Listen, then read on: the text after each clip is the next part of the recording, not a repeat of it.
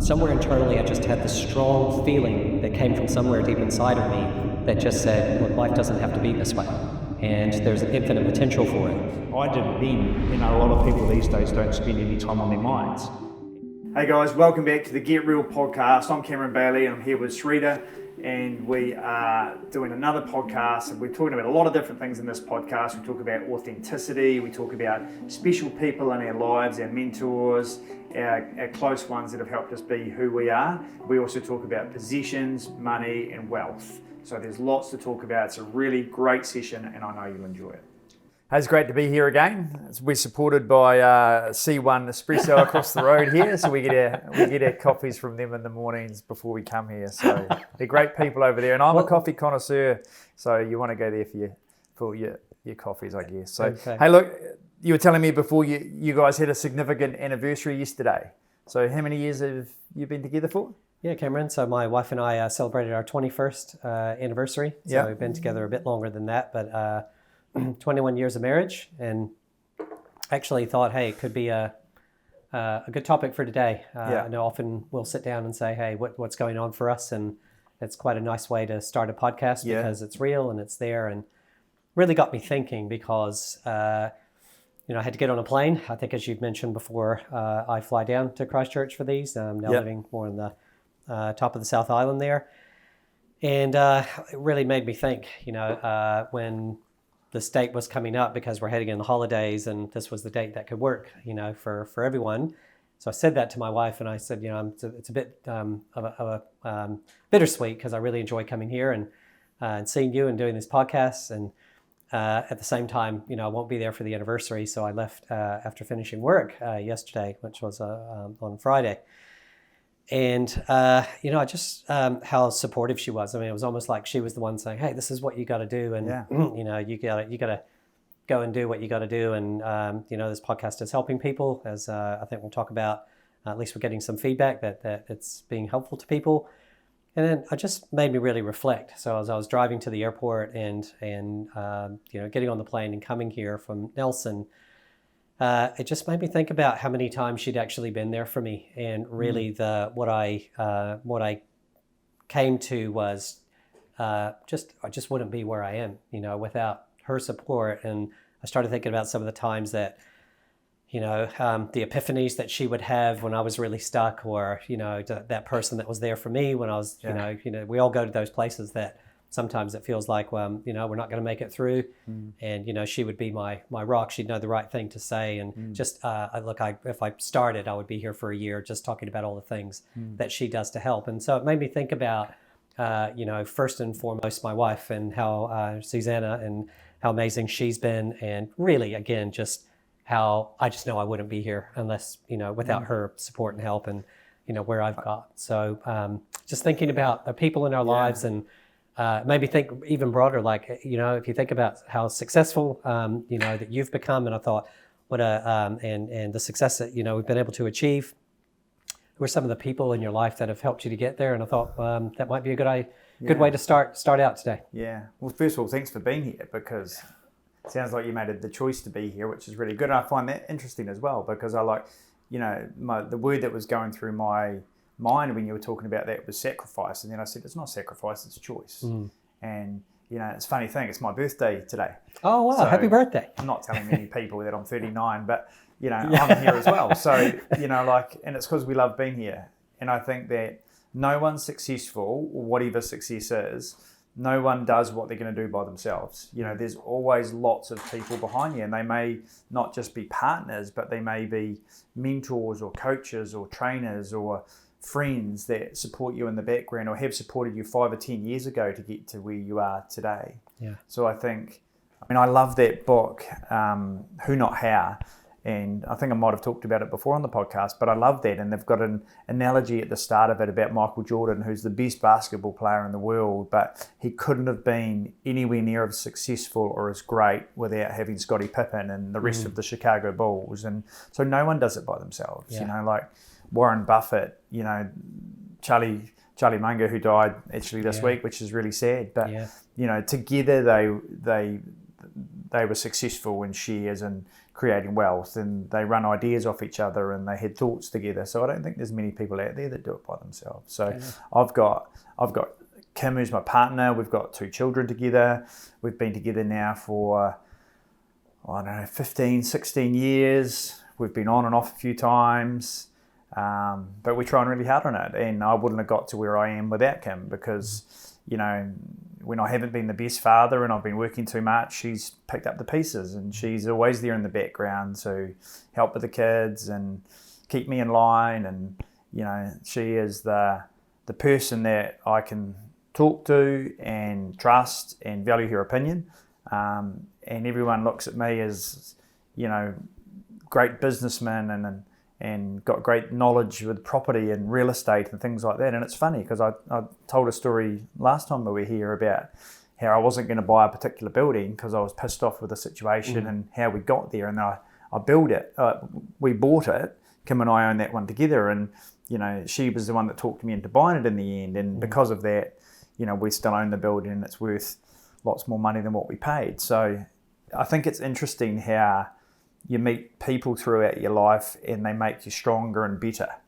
Yeah. And it's not just one person that's going to do that. There's multitudes of people out there that will do it. I remember teachers, rugby coaches that, you know, taught me about grit and about, you know, feeling the pain, pushing through it, and all those sort of people. And they build up the whole Cameron Bailey philosophy and attitude, and they probably provided a bit of drive.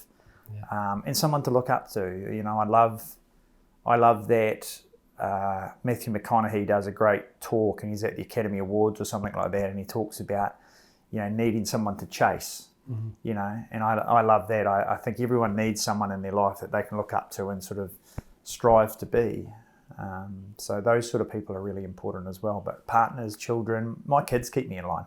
Yeah. You know, like they now make me think about what I'm doing, you know, like, you know, like their lives are really important to me now. And I've had an epiphany that I've missed out on a lot of their lives when they were young because I was working so much, and I don't regret it, but, you know, I want to make sure that I've got the most of it. You know, my dad, you know, family's become really important to me. I'm trying really hard to spend some time with my parents, with mum and dad. They're both in their 70s now. Mum won't like telling people that, but, you know, she is. It is what it is, right? Yeah, and I've definitely got a lot more conscious about spending quality time with people. I'm small circles of really good people around me, and they all add into the Cameron Bailey business or person. I've got my PAs at work. I've got, you know, the sales consultants that work with me. I've got John, Lynette and Chris, who are my business partners. So there's just so many people out there that make me or can change my direction or give me opinions or give me help, things like that. So yeah, no one does it alone, do they? Well, it's just interesting because what just came to mind when you were saying that is the quote that no man is an island. Yeah. I guess if we bring it into this century, 21st century, then no one is an island. And, you know, when I was studying successful people, you know, for example, you see that there's always someone that's behind the scenes. You know, if you go, Steve Jobs was the one that everybody knows about, you know, when about Apple, and, you know, he gets credited with all the things that Apple did, and not to take anything from him, but, you know, there's Steve Wozniak behind the scenes that it's, you know, putting together everything, the ideas that Steve Jobs has. And, you know, everyone's heard of Bill Gates, but how many people know Paul Allen, you know, who was the one that, and, you know, again, Warren Buffett, and, you know, he did bring up Charlie Munger, who just died very recently. You know, that was a 70-year partnership or something with those two. But, you know, if you really stop and think about it, you would have heard of Warren Buffett before you most likely heard of Charlie Munger, you know, in that circle. So, I was just thinking about that. And, you know, I know in my work, you know, we win in different ways.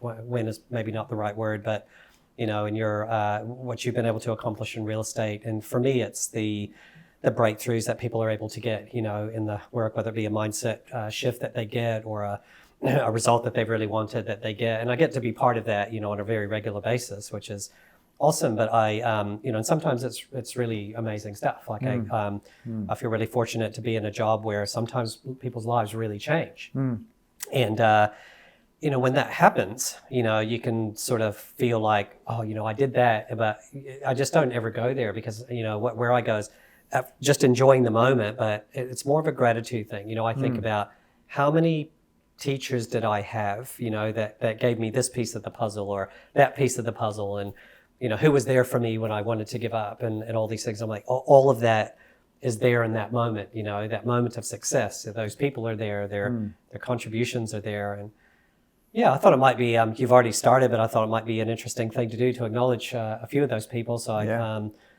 might just, I've got a teacher that's coming to mind, but I think, in the intro, I talked a bit about my wife, but I would probably say a bit more, some of the ways that she's helped me. And I guess I'm really thinking about it. We're celebrating the anniversary. I'm back on the plane today, and we just delayed it by a day is all. I just think about, things like the times where it just seemed like it wasn't going to work out, and Susanna was the one that just, said keep going. Or if I think, oh, you know what, no, that's a bit risky, she would be the one to say, go for it. But also, I love what you said earlier about your kids keeping you in line. She's the one that keeps me in line. I've got an older one, but he's off in his own life, overseas. But she's the one that, she'll keep me in line too, but in the way that, I need that. And at times, she'll be that one that does it. I guess I perform that role for my clients and that, but she really does it for me. But just so many different things, to the point of, just being there to do anything. She, in my case, does a lot of all the admin, and I don't mind saying, I do a lot of appointments, but the moment I get done with my 11 o'clock or whatever, lunch is there ready for me, and it's like this type of thing that I don't take it for granted. I thank her for it every day, and I'm just so aware that without these things, I don't get to do what I do, because I just get to really it allows me to focus on what I do. So she'd be the first one. I do have a few others, but. Who else can you think of in your life that is somebody that has been instrumental in? I mean, you named a lot of them, but is anybody maybe going back that you feel has had a? I think your parents are big. Like it's interesting. I actually was talking to my dad yesterday, and he doesn't watch this podcast, but he probably should. So and I was talking to Dad yesterday, and they're going to move houses and things like this, and he wants to do everything by himself, and he doesn't want help, and I'm in a position where I can help him these days, and make his life really good and really easy, and that's really what I want to do. And it made me reflect on how I wouldn't be the person that I am today without being brought up by mum and dad. And the core beliefs and the values that they gave me, and probably the biggest thing I got from them was work ethic. Mum and dad were the hardest workers I've ever seen in the world. They didn't earn a lot of money, but we never wanted for anything. But geez, they worked hard. And people look at me and think I work hard, and I don't think I work as hard as my mum and dad. Wow.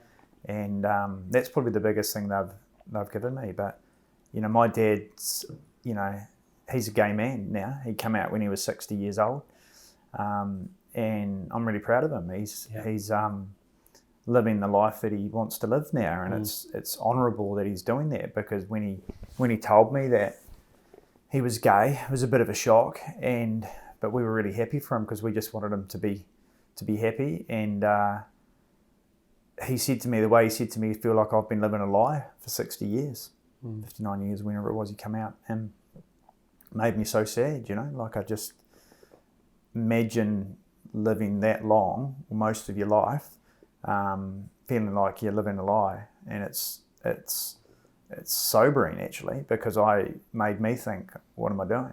What am I doing? And that's kind of what we're talking about, we're talking about probably living your best life you possibly can, being real to yourself, and actually finding out what you really want. And who you really are. And who you really are. Yeah. So I thought that was really super powerful. And it's the strongest thing I've ever seen someone do, is actually talk to me like that. And, I remember when Dad said to my brother and I, and he was fearful. He was fearful that we were going to beat him up. That's the belief that he had in his mind that had been pushed into him for 60 years because of the culture and the beliefs around being gay in the last 60 years, and he was too scared to be who he was, because when he was a young boy or young man, you'd get beaten up. Yeah. And he really believed that his own sons would beat him up. Yeah. Wow. It must have been something to live with. Yeah. I mean, especially when you were seeing him the way you were, this man who had done so much for you. I mean, how powerful is the mind to trick you into thinking that your own sons can do that? Yeah. So, what I'm enjoying is that, once you've got a bit more control of your mind and you can harness that power and use it for the better things, imagine where you can go to. Yeah. Yeah, no limits then. Yeah. So, I mean, that's a bit of an aside, but Mum and Dad, I think, were some of the biggest people that influenced me over the years. And I think you don't ever appreciate that, but, you do a lot of your learning when you're 3 to 7 years old, or I think you'll tell me the ages, but a lot of it's just ingrained from Mum and Dad, and I think they're the basis of where you are, and they provide you the drive, or they provide you, the goals or the beliefs of what you want to do. Sometimes what they're giving you is what you want to be the opposite. Yeah. You know? And that creates that. And yeah. Yeah. I mean, they give us the opportunity, don't they? When we are at a time where we're helpless and can't do anything for ourselves as tiny tots, and, they give us the opportunities. And I know growing up as a child, you have quite a lot of judgments about your parents because that's what kids do, and that's what they're meant to do, I guess. Yeah. But you get older and you start to realize just, how much they did the best they could do for you. And didn't always agree. And I agree too that, it's often the challenges that they give that helps as much to form us, because it might be a rebellious thing that we do, but that's where we got our drive. And, but simultaneously they've, fed us and clothed us and, took us where we needed to go, and really gave us that opportunity, not to mention birthed us and gave us the opportunity for life in the first place. Yeah. Well, I've had, in addition to parents, because both my parents are passed on now, and I, regularly think about them and the contributions they had, which I wasn't always grateful for in the beginning, but certainly have, through some of the work that I've been fortunate to do, just seen how impactful they've been in my life in both of those ways. And just really honor, from the example that my dad set in terms, like you said, work ethic. And, I think my dad just, because my parents grew up in India, and I remember my dad, I did an oral history project with him, and not long before he died, he was in his late 80s. And I remember him sharing the story that I had never known. All the time I grew up, I never knew that, when he grew as a kid, or I think a teenager, he just got this resolve: I'm going to go to America, which I grew up in the States. And he said, I'm going there. And it just, his resolve and his determination in those days, because they ended up going to America both my parents before I was born. And just to see how they made their life, like, I complained as a kid, but when I think about what my parents had and what it took for them to actually, but he was determined, to have a better life, to provide a better life for the family. He already had 2 daughters by the time they moved. My parents had 2 daughters by that time, and then there were 3 of us born in the States. And I think about what it took, the courage it took. He sounds a brave man. He was brave, and my mother. I mean, she moved over and didn't speak a word of English, and going over to America and just making that life back in the 50s and 60s, and I think about those things which I didn't appreciate when I was growing up, but I now think. Now that I understand parents are human beings, because I'm a parent, and you do find that out at some point, that they're human beings doing the best they can. But I just think about what they went through, and it makes me really thankful for, the opportunities that I got as a result of the decisions they made, and as you say, the courage that they had as well. So I don't think you appreciate your parents until you get a bit further on in life, Even in my 20s and 30s, I probably didn't appreciate what Mum and Dad have done for me and what they've sacrificed, and how good they've been for me. Yeah. So, and I think a lot of people don't realise until it's too late with their parents. I feel really fortunate, Cameron. One of the, I might get a little bit emotional here, but one of the exercises that I practices, or whatever you want to call it, that I was very, very fortunate to get as I was, my life was turning around from drug addiction, and I was an absolute, just, I don't know what to call me to my parents. Ungrateful doesn't even cut it. Like I was really a a nasty kid to my parents. And one of the things that I'm so grateful for, again, because my parents aren't here anymore, and one of the things that I learned was, to really think about the people in your life, and when your heart opens to who they really are and not our version of them that was judgmental. And I did some work and saw who they were for me. And the exercise is to think about, hey, what if you had 3 things that you could apologize to them for, what would they be? And 3 things to thank them for. And in my case, with my dad, I kind of knew that because he was in the States and I live in New Zealand, I had a feeling, that very possibly anyway, when I was there the last time, it was in 2011, I believe that was, going to be the last time I could see him, in person. And it was a very powerful moment when I sat down and I was kind of starting to say, Dad, this might be it, sort of thing, which is a difficult conversation to introduce. And he said, I get what you're saying, son. Is there something that you want to say? And it was just a powerful moment. I had really given thought to what are the 3 things that, I want to acknowledge that I wasn't proud of or happy. And I got to thank my dad for who he was and look him in the eye, and I recommend everybody to do that. With my mother, I did it, but it was a bit earlier. She in other words, we had a few years after I sat down with her and shared the same thing, because I was really rotten to her. And I just sat down and I, apologized for these things. And you could feel it was, when you start doing it, you really feel it. And I thanked her for who she was in my life. And I just recommend everyone to do that, because we will find out how, at some point, as you're saying, we will find out just how amazing these people were for us. And hey, they're human beings. They might not have been perfect, and they may have not raised us the way that we thought we wanted. But, when you become a parent, you realize that you would do anything for your kids, and you're doing the best you can, no matter what it looks like. It's something that I will forever be grateful for. So when I think about my parents now, even though they're gone, I don't have regret. I just feel love for them and thankfulness that they were in my life. So that just brought that up. Great that you can clear the air while you still had the chance, because I think most people wouldn't. It would all be too little, too late. I think that's probably why I'm saying it. And I was like, if you're fortunate enough to still have a parent or both of your parents around, it's something I would highly recommend everybody to do. Like, if they're gone, you can still do it because it's really in your own heart that you feel that. But if you do get a chance to, it's a really, really great idea. And really not just for your parents, it could be for any important people in your life. But, I think, as you said, you do come to understand just how much, again, the word sacrifice, they chose to have children, but, you never know, you don't know what it's going to involve until you get into it. And it's, you have to become really, really selfless at times to be able to have that journey. Special. Hey, look, I've had a few, just to change topics a little bit, I've had a few people talking to me. They always come to me, they talk to me about finance and money and positions and stuff like that. And I just thought I'd get your opinion on wealth and money and positions and business and stuff like that. We're sort of like a self-help podcast, but I think that we've both got a really good business background. You talk to some of the most successful business people in New Zealand. I also talk to some wonderful, successful business people as well. So we're lucky that we've got a lot of people around us who we can get advice from and build up our own prospectus on what we think wealth is. And I mean, what's your thoughts on money and wealth? One of the things that resonates with me when I was thinking about this morning is my father's a bit of a hippie.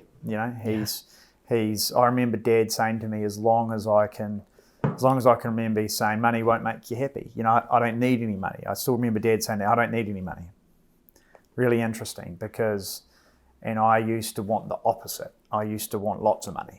I kind of wanted the opposite, because I could see that it was sometimes challenging out there and for us growing up, and I wanted more.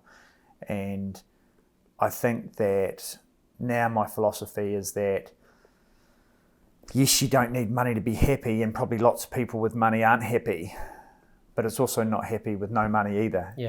Especially if you're living in our world, if you're living in a tribe in Africa, and they don't need money or positions to be happy. But if you're in the world that we're in, it's tough without money. I think some of the most stressful situations are when you've had no money, and we've all been there. Yeah. You know, wondering how we're going to pay the bills, and you know, like can lead to relationship problems and all sorts of other relationship things when you're problems, stressed. stress. I deal with a lot of people, you know, even particular at the moment, interest rates have gone up in the real estate market. So there's people out there under some financial pressure. You know, when interest rates go from, 2 or 3% up to 7%, whatever, you know, it makes a big effect on people's lives. So there's people out there, we're selling houses now that can't afford them. Yeah. And you can feel the stress, you know, in their world. And, you know, like, is it all worth it? Yeah.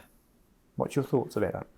Yeah, money is one of those topics, Cameron, that it's there's so much behind it. You know, Yeah. I mean, there's moral views on it, ethical views on it, religious views on it. You know, and I, from my perspective, because I work in, with money and business, but also mindset around money, and there's just so much put on money. I talk about things like, most of us want to have a good financial life, yet a lot of people don't, and it's when I talk to people about this, it's even things like we don't know that it's happening. You know, I remember, asking my parents for something and just, I guess my dad had other things going on, and he just turned and he said, "Son, money doesn't grow on trees," right? And we don't realize that when that occurs, I was forming, money doesn't grow on trees, and so it's limited. And so I learned money was limited when I grew up. And then you hear it's things like it's better to give than receive. Now, I might be opening up a can of worms there, but I've always said if I'm going to do it, Cameron, I'm going for it. I don't know if I'm going to get a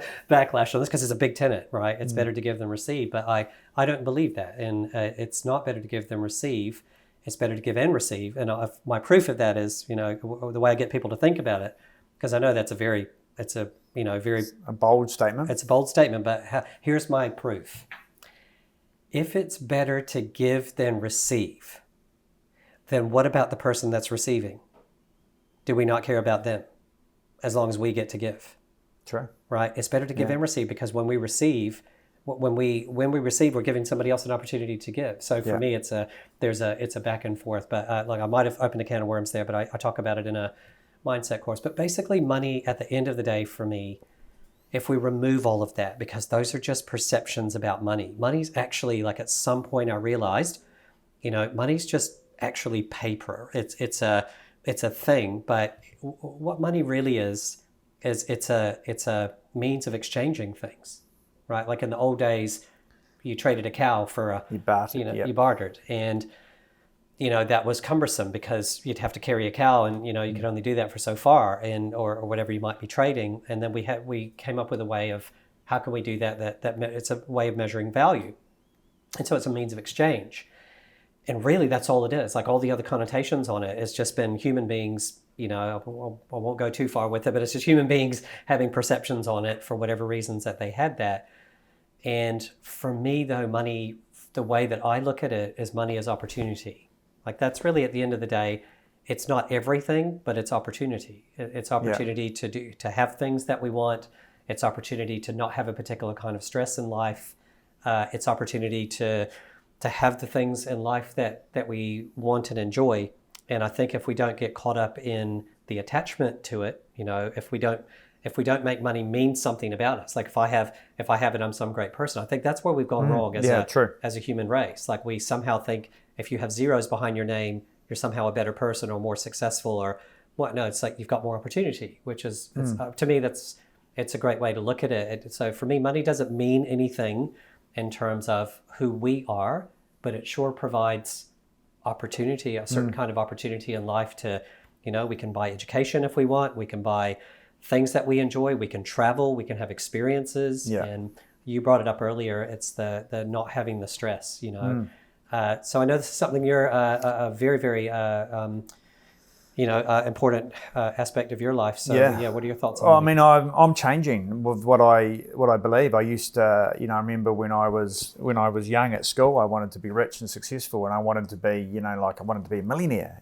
and that was what I was driving for. And I had this big goal that I wanted to have $1 million in the bank by the time I was 30, and that was what I thought was success, and then when you're at that stage heading towards that, you want the possession. So you want the fast cars, watches, expensive holidays, all that sort of stuff, and just so you could show people how successful you were or how good you were at your job or, how much money you've got in the bank. And it's funny because as I've got further down the line, probably with age and maturity, I've actually got a lot more wealth, but I want less. Yeah. I don't want any of that. I could go and buy any watch I wanted, I can buy any car I wanted to, and I don't. I'm quite basic at the moment. It's really interesting. I want to use the money to travel, and I want to use the money for experiences, and I want to set my family up. I think that's really important to me, but I'm going through some questions about that as well, because I came from a family where, we didn't have a lot of money and property and wealth around us, and we were really happy, and it made me what I am today. And I look at my family and my kids, and at the moment, all I'm doing, I just feel like all I'm doing is paying for them, because they're in a beautiful world where they can get kind of what they want. Yeah. And I feel deep down, and I know it's not true, I feel deep down they don't appreciate it, but I know that they do, and I'm just trying to teach them. And I used to think that leaving them all this money and all this property was the best thing I could do as a father. Yeah. And because I guess I'd feel that they'd be looked after. And I look at it now, and two things I've got going around my head is that we don't need as much money as we all think. And maybe I'm doing my kids the worst thing possible by giving them the money, because they'll lose their hunger and their drive. And what made me what I think is great about me is probably because I come from a family with no money. I had to go out and hunt for it. Yeah. If you give it to them, then it really worries me. So yeah, they have to have that yeah. same. And everyone says, oh, you can teach them how to handle it, and you can do this and you can do that, and I don't know. Well, they have to have a want for it themselves. There has to be a reason why you, as you're saying, you had a reason why. I had a reason why I wanted to be more financially successful. And if you don't have that, I see this in my work sometimes. Often say the most difficult people that I sometimes have to work with is the ones that got everything and didn't have to do anything for it. Yeah. Like I don't think it's about necessarily for me not sharing, and helping our kids or whoever we might want to, but it's making sure that they've got a reason, to want to continue that. It's like the problem is if they don't, they just spend. Like people do with money. People are going to do with money no matter how much they have. And what I mean by that is if they have a little, they're going to do the same thing with it than if they have a lot. So if they just spend money, and they've got a little, they're going to spend it. And if they've got a lot, they're going to spend it. Yeah. But if they have a little and they save a bit of it and they, they use it wisely, then if they get a lot, they're going to do that too. And for me, it's there is education involved, but there's also that there has to be a want in them. That's the key thing for me is there's got to be a want in them. So I've heard some great strategies that I actually sometimes teach, which is, to say to kids when you have quite a bit of wealth and you want them to be able to make use of that. And, who do we care about more than our own families? But one of the things is you go, well, hey, by the time you're such and such age, whatever you make, then it'll be matched or it'll be doubled. And so it teaches them that, there's different ways to do it, but it's, I do understand it and have, I don't have that worry because my son is, he just grew up naturally, like he was saving and, buying properties at a, way earlier than I ever thought about doing stuff. But if they're not like that, then,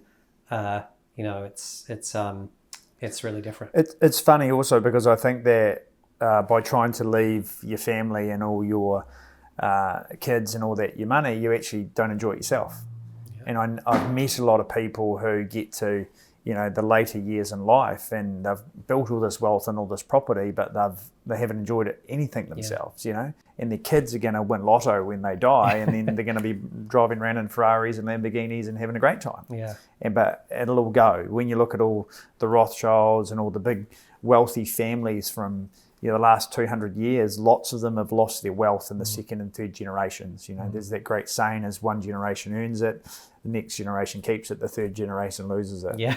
So, I think that's true. I've done a lot of reading on this because I think it's really an interesting topic. And, I don't know what the answer is. Well, you have to have, I'll share my experience on it. It's like whatever is important to us, that's what we're going to do, right? Like if and I don't make that right or wrong. Like I know some people think, well, you should be like this or you should be like that. Yeah. Like if people value, say, a relationship in their life or relationships, and I want to be really clear that I'm not saying we just value one thing or have one thing that's important to us. But say if somebody's really got that as important, then they're going to put time into that, energy into that. They're going to learn about that. That's where they're gonna have their growth. I was just thinking about this on the way here for some reason. Is there's a saying that I sometimes have is where you put your focus, that's where you get your results. Yeah. And it's like, and that might sound like a very simple, basic thing, but how many of us are putting our focus over here but expecting something? I've got people, for example, they're in business and they're putting all their focus in people liking them and pleasing people, but yet they expect money to come in. I'm like, well, what you focus on is where you get your results. And those people get a lot of people that like them, but they don't necessarily make money. And I think that's what's really important, is to understand if something is important to someone, that's what they're going to focus on. And obviously for us, financial has been an aspect that's important to whatever degree it is for us, as business people and people that have spent a lot of time learning about finance and what to do with it and building it, etc. So if you give money to people like that, then that it's going to be invested, it's going to be thought about, etc. But if it depends on what people care about, and this is the really interesting thing, that if you give people money, they're going to do with it what they care about. So if they care about parties, then of course that money is going to go into parties. And I think there isn't one way. But I would really look at, again, I'm really thankful to not have to worry about this, but not to worry, but to think about it. But some people really go, hey, here's the question I suggest to people is ask, what's likely to happen? Like if you're thinking about it early enough, if I give a bunch of money to my child or whatever money to this particular child, what's likely to happen? You can get a pretty good guess of it. And then if it's early enough, you could say, okay, well, I do want to leave them the money. Is there something that we can do now that will help them to help that answer change? But I think we don't want to kid ourselves and go, oh yeah, no, they'll change and they'll do well. I mean, depending on their age, you can start to see the habits that form, and that's, I'm not saying I'm the last person to say people can't change, but I'm also going to say that money doesn't make that change. It often exacerbates, it can, but it often exacerbates the opposite direction as well. I mean, I still enjoy money. I like the stuff. Don't get me wrong. I don't want to live in a small house and drive an old car. I enjoy those things. We've got a lovely home. I love cars. So I've got a few cars.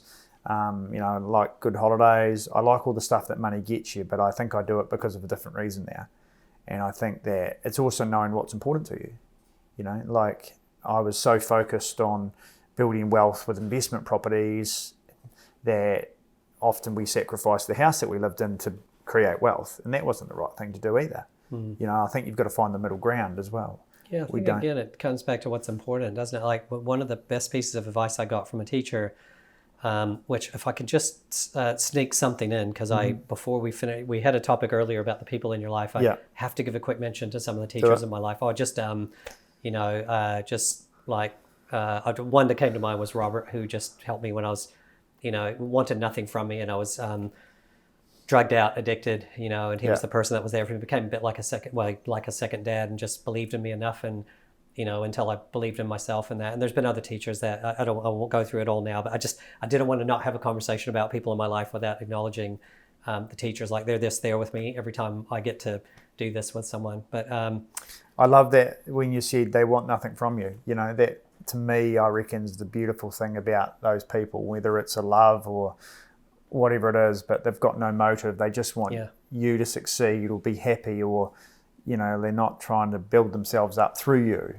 That's your real teachers and guiders and leaders, I think. I think that's the thing, and they've usually been through something themselves, and Yeah. they want to share it with you because you're there. But sorry, I know I derailed that a little bit. I sidetracked there, but one of the things that a teacher said to me was, it was just as simple as put some aside and have it grow. I now call that the world of accrual, and put an amount into some that you're going to enjoy today, right? Yeah. And I think that's what you're saying is, Yeah. if you save it all and you never get to enjoy it, but if you enjoy it all, then there's stress involved with that as well, because you don't have a backup and anything, to leave your next generation. I used to talk about the language of money, and I always found it interesting how I started off when I was talking, hundreds, and then you go to talking thousands, and you're tens of thousands and hundreds of thousands, then millions and tens of millions. And when I started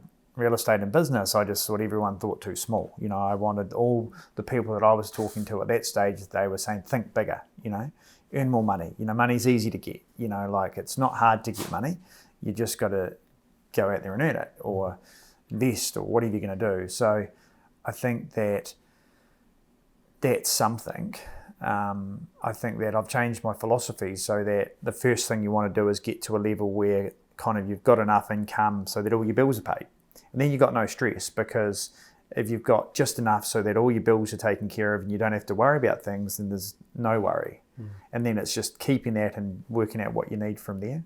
Whereas people are chasing this and chasing that. Yeah. I mean, Warren Buffett's giving all his money away. Yeah. I just read an article about him this week, and he's given billions of dollars to all these foundations. Yeah. So, I like that too, because he created wealth to give to societies and charities and stuff like that. So you can see why he's doing it. Well, you and I have spent a lot of time talking about the ego mind, and I think money is one of those things that can be really closely associated. People, like, they make money and it's like, so look at me, I have this, look at me, I've got these clothes, look at me, I've got these, these houses or whatever it might be. And it's, again, those things are opportunities and they're great, but if it's about look at me, and the reality of it is, Cameron, as far as I can see, is people are so caught in that game, that ego game, that they're actually, they don't have money to pay the bills. They're actually, going into debt for those things and putting it on credit cards and afterpays and all this type of stuff. And that's a whole nother topic about, if you can't pay for it now, why do we think we can pay for it later type of thing? Because the bills aren't going to get less. So it's, that type of thing is when we get on that track, I think, and that's what we also find empty. But what I'm hearing you say is when you make money for its own, for your true purpose, and it's not about look at me, it's not about that, then it changes. It becomes something that, it's not hollow anymore. It's something that is really, it's useful. I mean, it can facilitate experiences, and we're here to enjoy life, aren't we? So it can help us to do those things as well. So, and you sometimes need it. If you had to have an operation, or you had to do something, or like having the ability to have the money there and ready to pay for it straight away saves stress. Yeah. So I think life, if you could get rid of a lot of the stress and worry, and a lot of it's money, isn't it? You worry that you haven't got enough. I was taught that the main reason, and I'm so grateful for this, I was taught by, I've had amazing teachers, as I mentioned, and one of them said the main reason, this has really got me, I had to think about it, but it was like, they're right. The main reason for, so he was, into saving and investing and having, not solely, but, enjoying life, but having, building that. So the main reason for that is to reduce stress in your life. And, what I've learned is that when I reduce stress, the less stressful I am, the more present I can be, chatting. If I'm stressed about money at the moment, I'm like, I could be talking with you here, but where am I really? Yeah. And, when we don't have that stress, you can give your best to your customers, your clients, you can give the best to your family. We can be present and enjoy. So I think that's a really, really important thing you've said about stress. And money isn't the only stress in life, but it's certainly one of the biggest. It's one that leads to so many of the other stresses. I keep thinking about comparison. Like a lot of our money issues and thoughts about money come from us comparing ourselves to somebody else. Hey, I want to be as wealthy as him. I want to have the car that they've got. I want to be as good as what them. So we make money mean success, and then we're comparing ourselves to people that we don't even know their full story. Yeah. So that's the biggest thing. And then if you're going to compare yourself to someone you're going to lose, aren't you? Yeah. Because you can never be them. No, and sometimes you don't want to be No, when you get that's there. right. You realize you don't want to be them. Yeah, I don't know if it was the last podcast. I was having a chat about a really successful person that I work with, and he was talking about some of the biographies he was reading of some of the most successful people, and because he does the mindset work, he was saying also, aside from their success, the other commonalities that he was seeing is, they're often very highly insecure, and they're quite tyrannical in how they do things. And I think, well, so we like to idolize some of those people, but if you really look behind, I don't want to use names now, so there's a lot of judgments in there, but if you look at some of those people, we think we want to be like them, but if you think about what it took, I'm not saying that that's how they had to do it, but it gave them the drive to do it. It's like when you get there, they're lonely. The people don't like them, and it's kind of that syndrome of that lonely old, wealthy, the lonely Scrooge or something of that nature. It's funny because I watched the new documentary on Netflix about Arnold Schwarzenegger last week, and I didn't really know much about Arnold apart from movie star, super wealthy, bodybuilder, Hollywood star, and actually, when you got into it, he'd actually.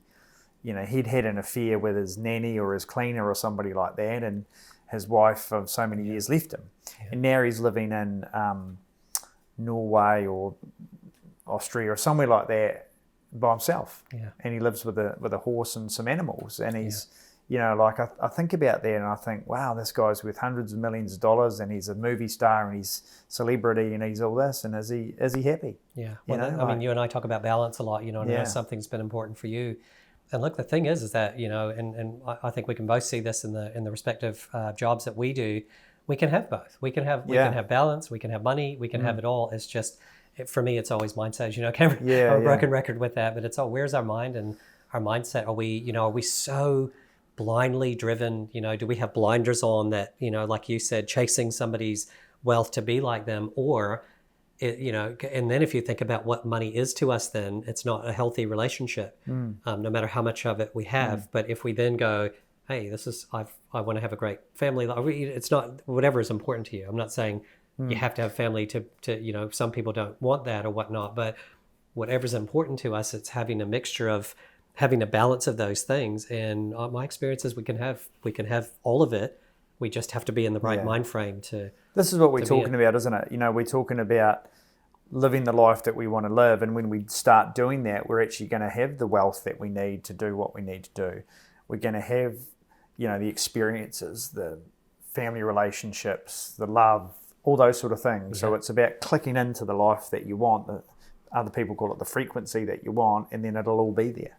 Well, this brings me back to our podcast title of Get Real. I find that when you're there was a question about authenticity that might, if we have time, we'll bring it up from a member of the community that we're doing around it. But like for me, when we're authentic, like when we're really connected to who we are and we align our lives in that way, I think you're finding this as well, have found this as well.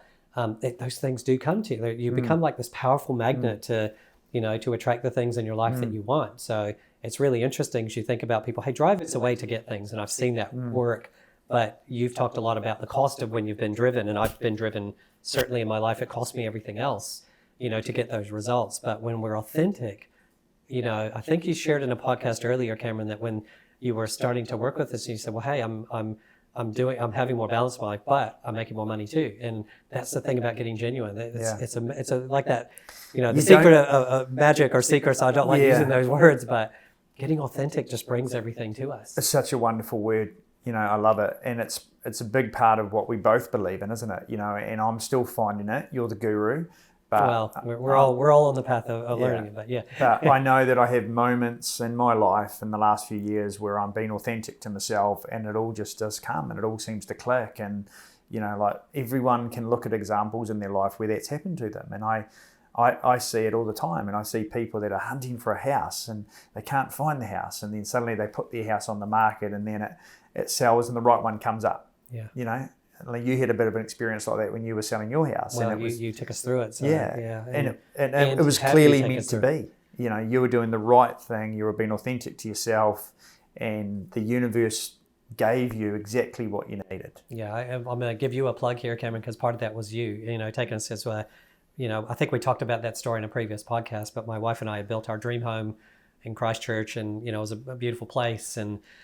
But we, we got the call, I guess you could say, like we became very, very clear that it was time to go. And we would have, my wife, when we moved in, the first thing she said when we walked in the house was, you know, they're taking me out of here in a box, you know, because we had thought about that home for a long time. It took us a long time to find, we thought we were buying a house, but we ended up buying land and building, and chose every little detail of the house.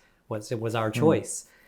And she said, you know, this is it. They're taking me out of a box. I said, me too. And it was just 2 years, you know, but it was unequivocal. Like when we knew we had to go, like it was this calling, and it was not an easy process. And, you know, I'm going to give you a plug because it was a tough, you know, it's no matter how much you know, it can sometimes be tough. And, you know, it was leaving the place that we lived for 20 years together, and Susanna for even longer.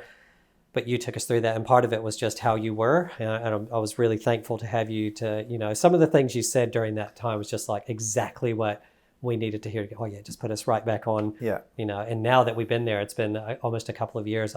Susanna, last night we were sitting out. It was a gorgeous day, and we were sitting out on the deck having our early anniversary dinner before I got on the plane.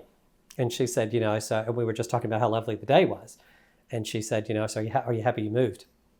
You know, and I just said, and you're bringing this up for me. And I said, you know, this is the first place I lived where I'm present to just how much I love living here every day. Like I feel it in my heart, how much I love living. So, but if you say no to those times, right? And that's what you're talking about. If you don't, it's so easy to go, no, there's too much risk. And what about the business? Because I had clients here and, you know, in Christchurch, and it's like, what's going to happen to that? There's so many reasons not to go. So many reasons not to go. We just built this house, and, you know, what are we doing? Like I woke up at 3:00 in the morning sometimes going, what are we doing? What is, but you have a knowing. And I think that's that authenticity that when you know that there's something that there's there for you to do, you know, my thing is don't let anything stop you. And, you know, I think you're a great example of that. But yeah, just the way you were part of that journey. And that was just an example of it meant to be. And none of us let money or fear stand in the way, you know, and just trust the process, you know, that the universe was giving you everything that you needed for that whole thing. And I remember after you'd moved in, maybe it was 6 months or a year down the track, you said to me, you know, you could give me twice what that property is worth now and I still wouldn't sell it. Yeah. You know, so it wasn't anything to do with money. It was just because it was the right thing for you. And then for you guys now, that property's priceless. Yeah, it's. We talk about where would we ever go from here? You know, it's just it suits. You know, it just it's a beautiful spot, and it just like there's something about it. It just it feels it's home. So so how do you become authentic? Wow, look. So for me, the main thing, I guess I would start that for me, Cameron, by saying most of us don't realize that we're not being authentic. So I think the first thing is to open up to it. I mean, some people know, but the big thing for me is to realize that while we may not know it, I don't think most of us consciously realize this. We are constantly living for what I call a motive. Like we don't just do something to do it. We do something because we want something, right? Like we talked about when we say, I love you, we want to hear it back. When we get success, we want people to admire us. When we, everything that we do has this kind of hidden manipulative kind of element. It's the human ego way of doing things. Like we don't just do them and say, this is what I'm doing, you know, most often. So to be authentic, I guess I should say, Cameron, that this starts when we're like 2, you know, this starts when, or 3, or somewhere around there.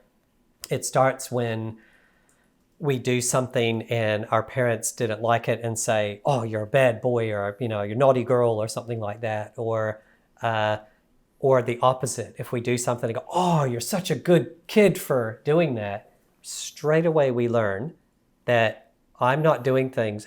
But, you know, we could have been doing something like just playing in the backyard and, you know, we did a flip, or we built a sandcastle, or we're building it. And all of a sudden somebody says, oh, that's so great, you've done that. Yeah. So when we were building the sandcastle, we were just in the moment. We weren't thinking about anything else, but all of a sudden, building the sandcastle, doing the flip becomes, I can please somebody if I do that. Or if I do this, they're going to be upset. Yeah. And we learn how to live from motive. So from that moment forward, we're looking for something out of everything we're doing. And my question is always, if we're doing something to please somebody else, how on earth can we connect with who and what we really are and who and what we want? So for me, the process has always been to identify the motives that we've got, to understand that they're there, and then, kind of ask the question, who would I be if I didn't have that motive, or what do I want with my life if I don't have a motive, if I didn't have anybody to please? Sometimes that's a bit challenging, because some of those people, you might be married to them, or there might be a long-term partner, or parents, or, people that we are important to us. But I often say, doesn't matter how important someone is to you, they can't know your purpose. They can't know why you're here. And to me, that's where authenticity starts. And even to the point of if somebody asks you to say, hey, Cameron, do you want to go to a party or something? We'll find ourselves saying, oh yeah, definitely. And if we actually stop and look, did we really want to go?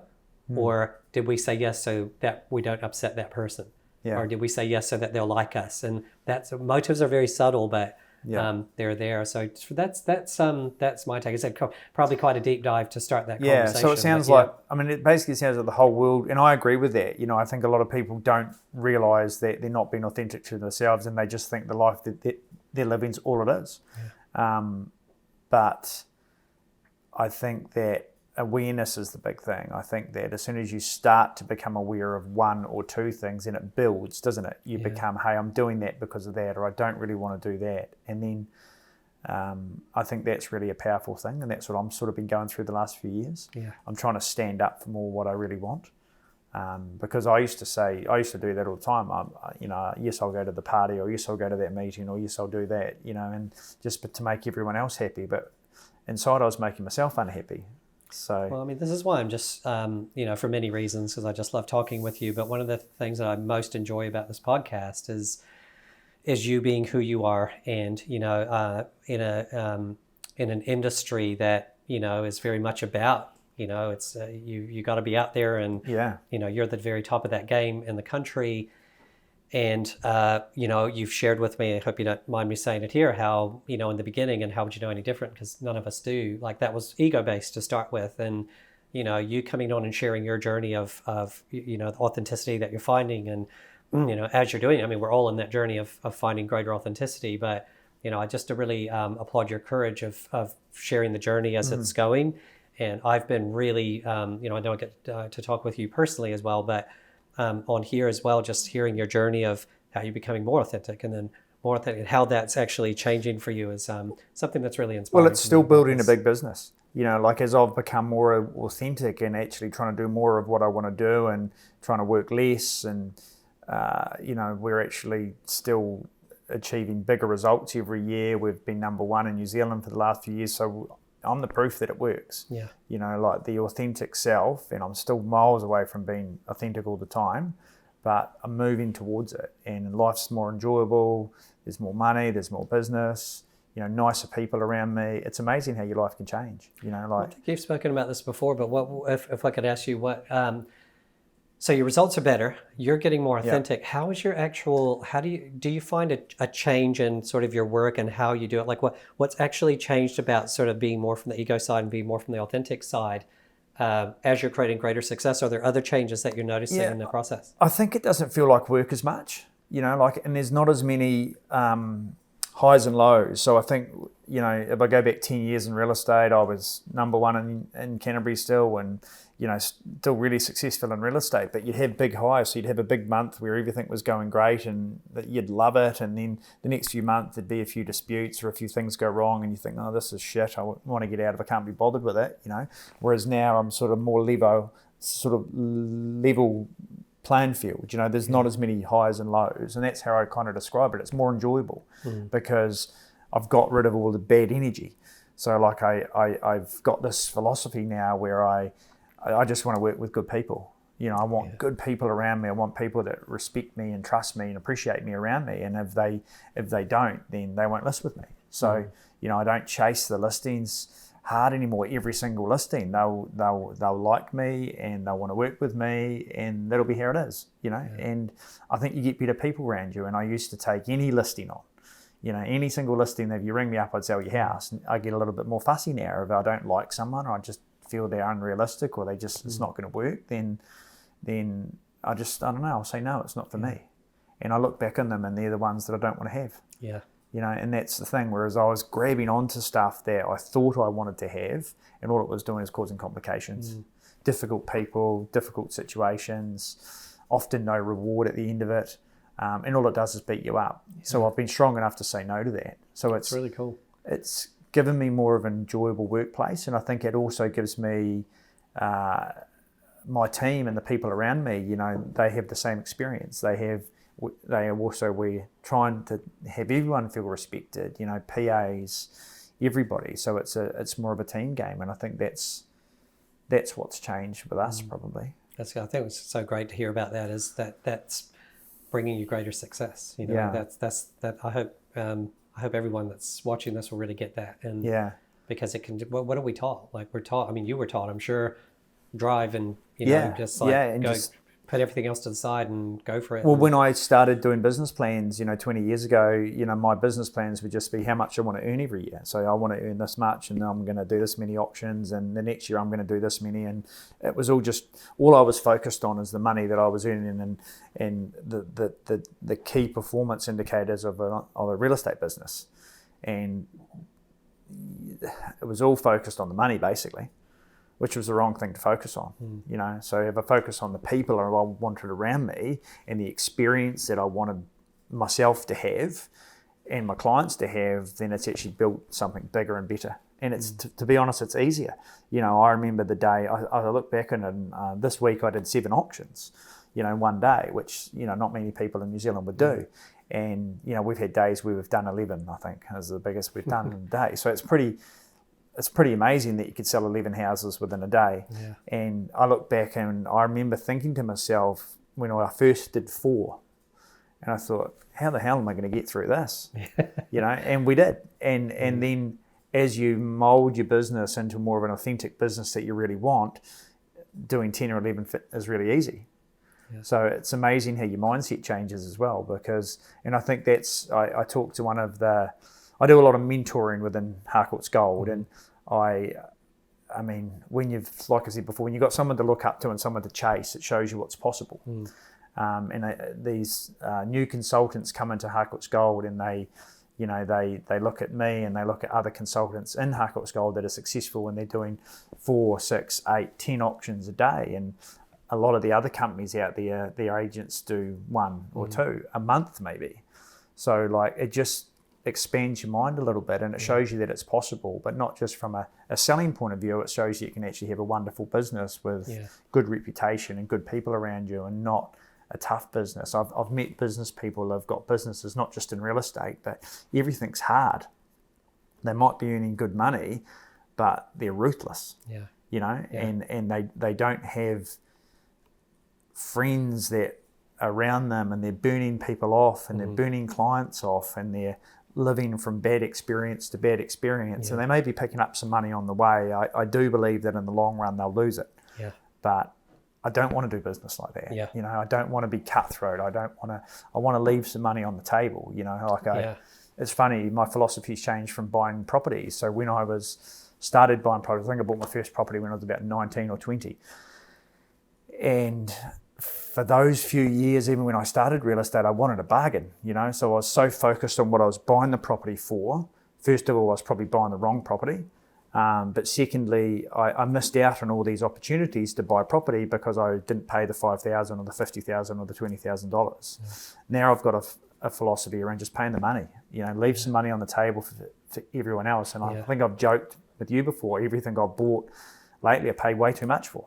But it all works out really good. And I actually see the people that in business that leave some money on the table and not screwing everyone out of the last dollar are the most successful business people that I leave. Most sustainable, right? Because it's not, business isn't just about squeezing that last dollar out. It's never is. It's a win. It's a win-win situation. It's about sharing, isn't it?